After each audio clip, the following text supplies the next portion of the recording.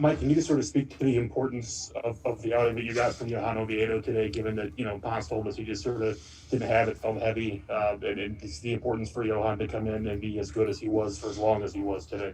That was huge for a lot of reasons. For the game itself and for the games that are coming up. We've had to dig into our bullpen a little bit early this year, and we in it with one out in the second, and so Ovi was huge to getting what he got. And the other part of the good news is he was really good. We talked to you guys a fair amount and girls about you not being able to see him a lot in spring training just based on schedule, and not one for hyperbole. So shot it straight. He was really good in spring training, and proof was in the pudding today. He was tremendous. Great demeanor, great body language, great pace, attack, secondary pitches working, mixed in a filthy changeup, second slider, good fastball, both sides of the plate, and ate a lot of big innings. And most importantly, also he kept us in the game. Outside of a couple plays early, and then a base running mistake. We're right back in that game, and Ovi was a big part of being able to give us an opportunity to compete in a game that was a little lopsided early. Commish? Shildt, when Ponce walked the pitcher, forcing in a run in the first inning, he had Oviedo up. Were you tempted to go get him right then? Was tempted. And also, yep, what did you think about Ponce overall? Yeah, I had him up for a reason. Also, Ponce is but we also know that it's the first inning with, 2 outs in the first, so there's a lot to cover, which segues me into your second part of your question is, what I think about Ponce. Well, I'm not sure what he said to you guys, but clearly not his sharpest outing.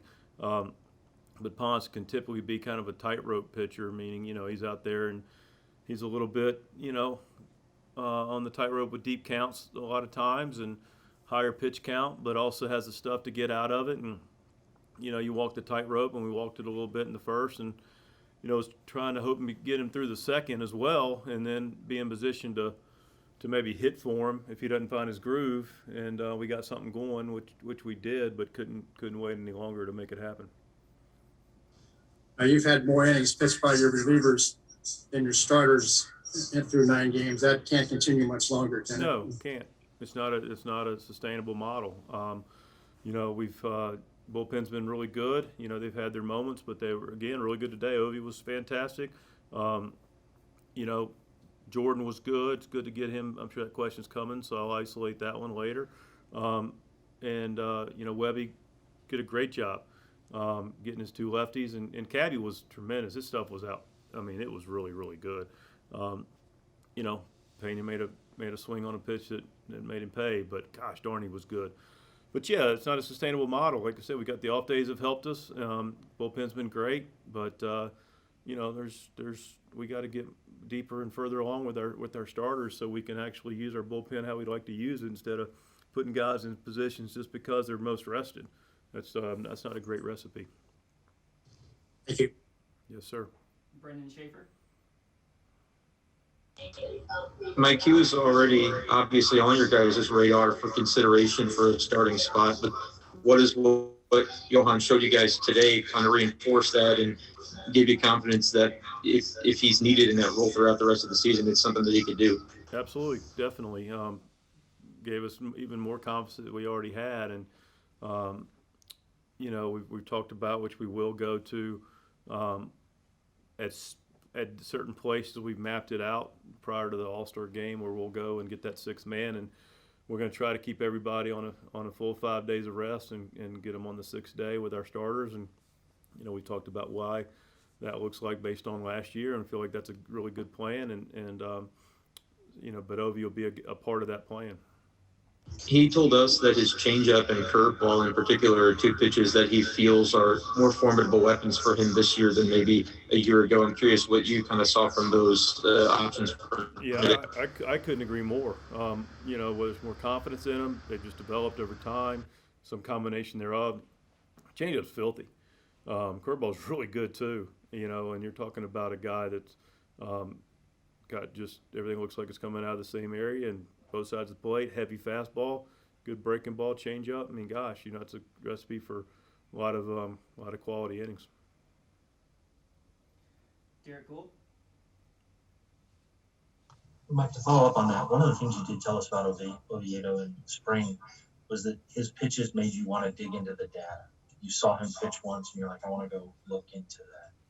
Was part of what happened on the backfield him learning to be a 4-pitch pitcher as opposed to just always going back to that fastball slider combo that he had? I think there's some validity in that, and there was it was a reason, not the reason, he did some of the backfield stuff, because younger guy, who's developing what he's doing and competing, he's going to go with his absolute strengths.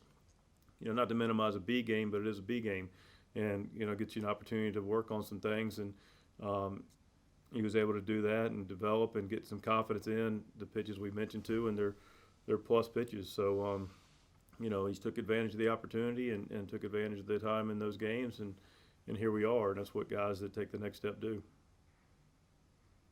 That I wondered what you saw in the data that stood out to you. I mean, it wasn't just the slider, but well, just saw. I mean, first of all, I saw the slider being better, a little tighter, a little more depth. Change up, we just recognize as a good pitch, needs to be thrown a little bit more. And the curveball that you mentioned is a pitch that has good spin to it and a good shape to it, and also needs to be thrown more to develop. And here we are, and proof's in the pudding. Rob Raines. Mike, did you get any kind of report on KK's game this morning? Have not, Rob. Have not. I apologize, but some other things, just working on the post game and hadn't had a chance to. Didn't get anything before the game and didn't get anything in the brief time after the game. So I'll have something for you tomorrow. Commish. 3 plays involving Dean. Mike, if you would. 1 good, 2 not as good. First, the good where he gets the ball, takes it the other way for 2-run double. Yep. Second, the first play of the game when ball goes overhead. Did you not see the ball? Did you not see the wall? I don't know what happened there. And third, the base running play, and the 6th.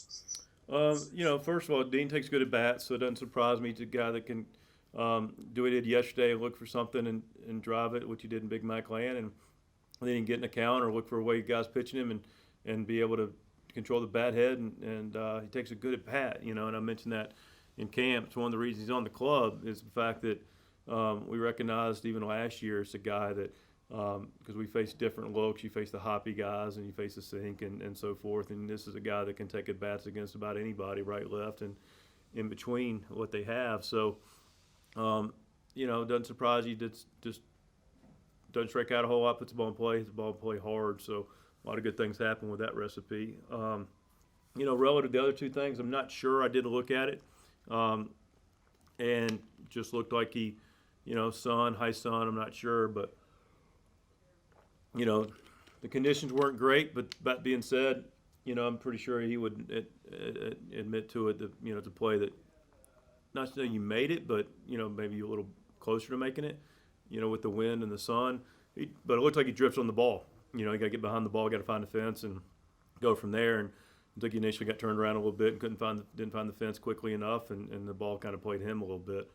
As far as the base running play goes, it's a sign that, we got down 4.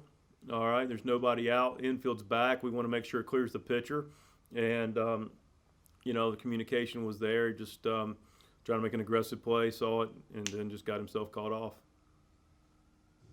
He got to make that ball go over the pitcher's head before he makes the move to third when there's a guy. He's got to make sure that the guy at third makes sure the ball goes over the pitcher's head and takes off. Is what he's got to do. Look, we're down 4.